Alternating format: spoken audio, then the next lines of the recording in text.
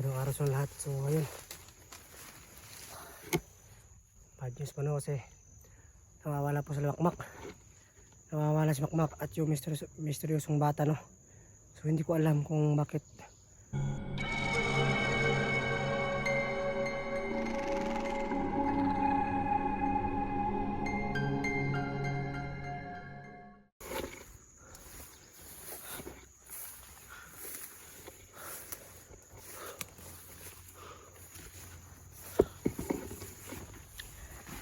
Ano? Magandang araw sa lahat. So ngayon, bad news pa no kasi nawawala po sa Makmak.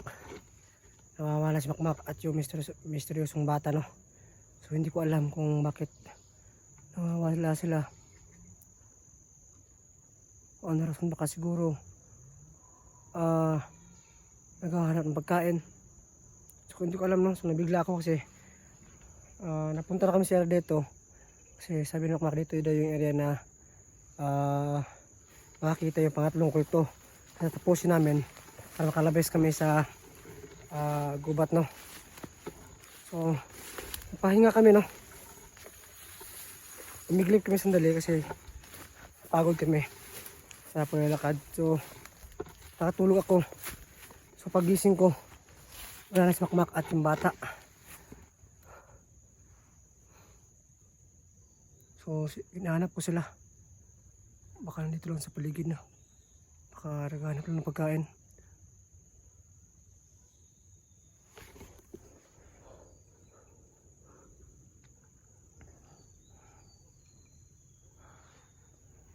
Ang lawak ng gubat dito. So na ano na ako no. Nag-alala na ako kaya no. Baka sa bata, baka ano na nangyari sa kanila. Sumuos lang hanapin, baka pahamak na sila no.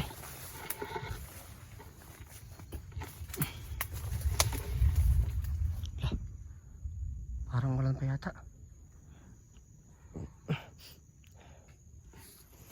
So yun no. Pala ko sanang sumigaw yung mga pangalan nila.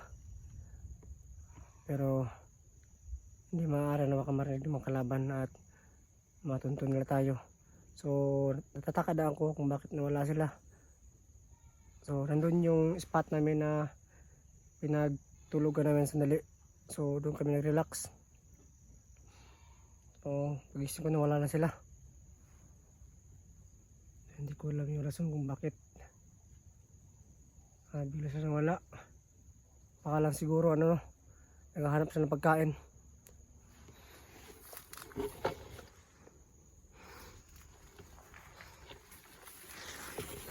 So sana no, nandito lang sila. Napakita natin sila ngayon kasi pala ko sanang lumakad na kasi naubusan na kami ng pagkain. So yung pagkain namin ngayon ay isang kain na lang no. Maubos na yung pagkain namin. Yung konsumo namin na nakuha namin sa kulto. Yan yung nadali namin no. Sana dito lang sa paligid.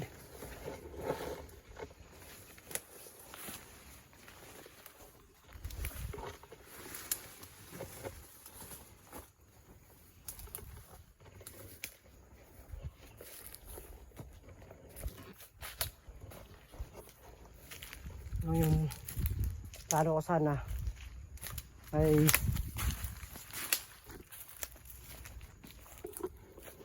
yung araw na pipilitin ko na ngayong araw makalis dito sa gubat para matulungan ko sila Johnny at sila Tingero para makahasbak na ako sa kanila no. So kaso nga lang ano, hindi tayo makalabas sa gubat na ito kasi pinapalibutan ito ng mga kulto at kinamitan ng orasyon ni Maskara. So kailangan tapos yung 4 na kulto. So 2 na nadali natin, 2 lang kulang para makaalis tayo sa gubat na ito no. Ang ano pa, nakakasama pa, bigla nawala yung 2 bata. So kahapon hindi kami nakapag video kasi tinatipid ko yung ano, yung battery ko. So last battery ko na to ngayong araw, no?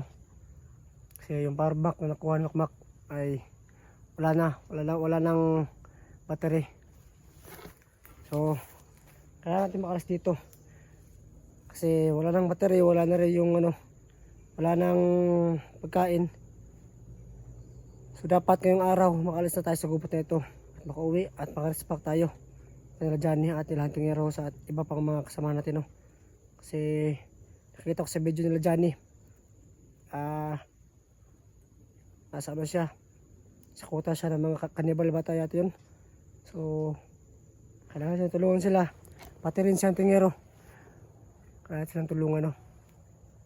So dapat mahanap natin yung bata para matunto natin yung kulto. Kasi si Makmak yung nakaalam kung nasaan yung kulto, no? So hintayin natin sila Makmak at hanapin natin sila, baka nandito lang sa paligid.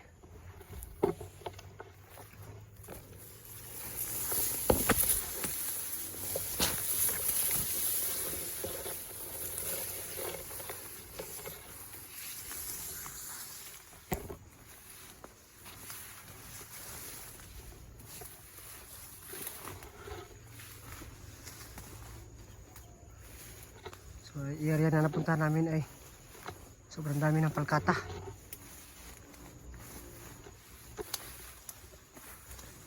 Parang ulan pa yata.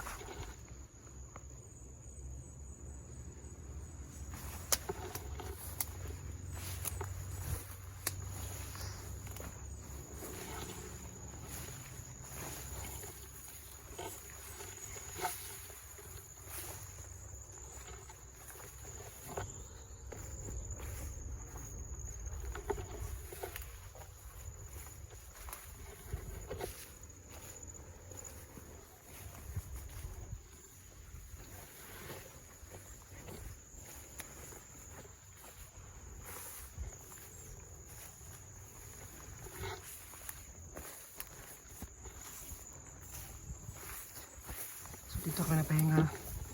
Yan. Kasi dito sila Makmak at yung bata. So doon naman ako. Diyan ako natulog. Yung pagising ko, wala na sila. So standby lang na dito na baka babalik si Makmak. Kasi importante na nasa Makmak kasi siya yung nakaalam kung nasaan yung kulto. Baka nakahanap yun ng pagkain siguro. O ano ba?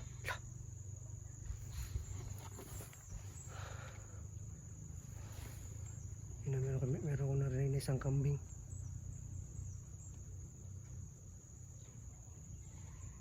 Yan o. Tulog ng kambing.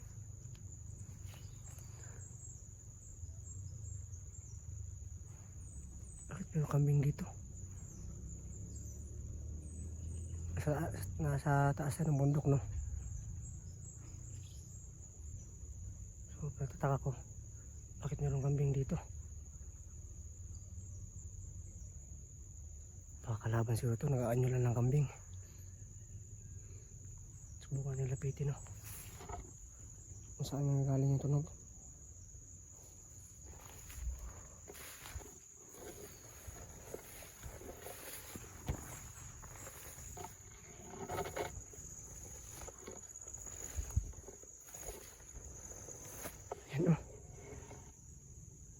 Bakas ng bakas ng tao. Dito siguro dumaan sila Makmak. Ang bago lang.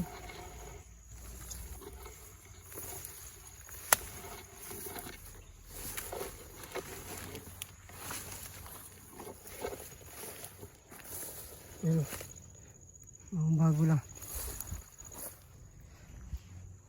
Dito na dumaan siguro. Sundan natin ito, baka hindi pa sila.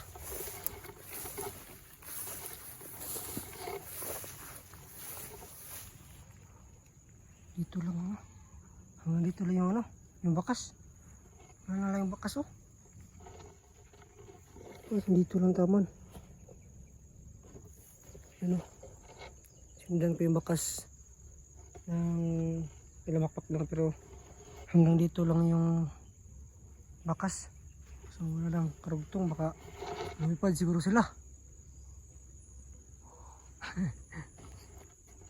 Yun o, umuulan na dito.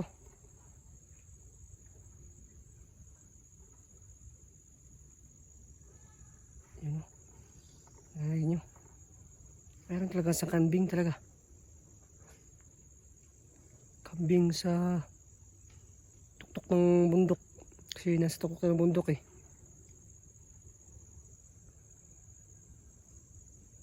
Isa siguro yung kalaban, so makapatibong siguro yan o ano ba.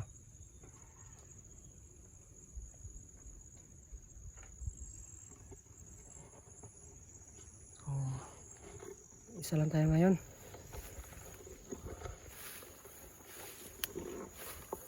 Walang kung mabalik pa si Makmak o ano ba. So subukan natin hintayin, no? Habang tumatagal guys, lalong lumalapit yung kambing.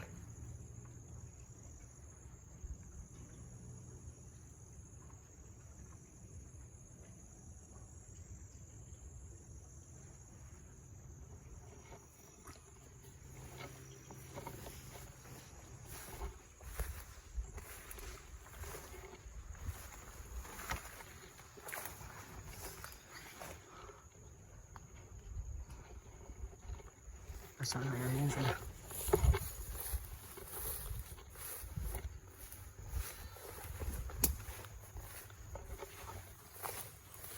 Dito sila humiga. At tulog humiga. So pagising ko, wala na sila dito. Bigla sila nawala. Ano nangyari sa kanila?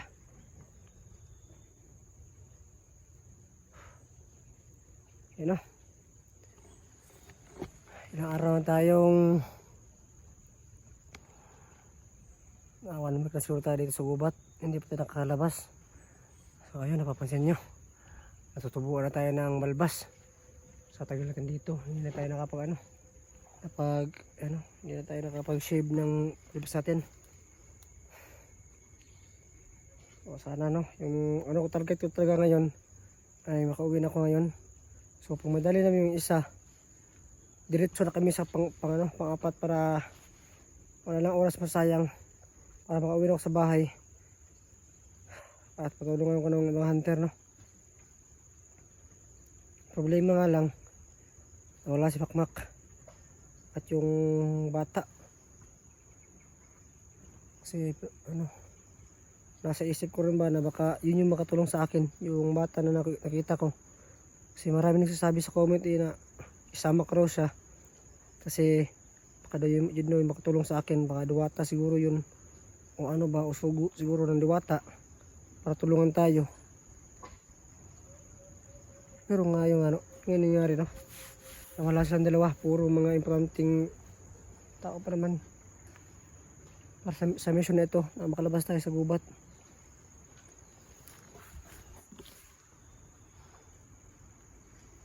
So hintayin natin kaunti, no? Sabi ni Makmak ay meron ng bahay ulit ng kulto dun. So kailangan natin yung puntahan at udasin yung kulto na yun. So yun, humihingi pala ako ng tawad pala sa yung kay Makmak, no? So nangyari kay Makmak kasi marami kasi yung alala kay Makmak. So humingi akong tawad kasi nagpabaya ako. Ay sinubukan ko yung lakas si Makmak sa sa pagkikilaban, no? Kasi gusto niya daw sumama sa akin para ma-practice siya. Pero ngayon, yun nga, no?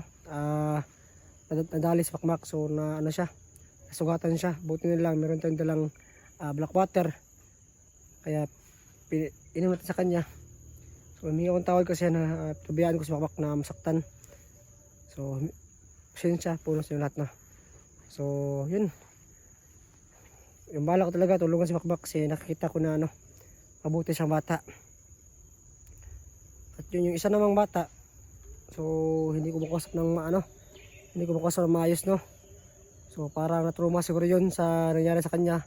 baka nahuli ng kalaban at yung ano na ano siya, natruma siguro, walang kain siguro sa ano yun, so nangyari sa kanya.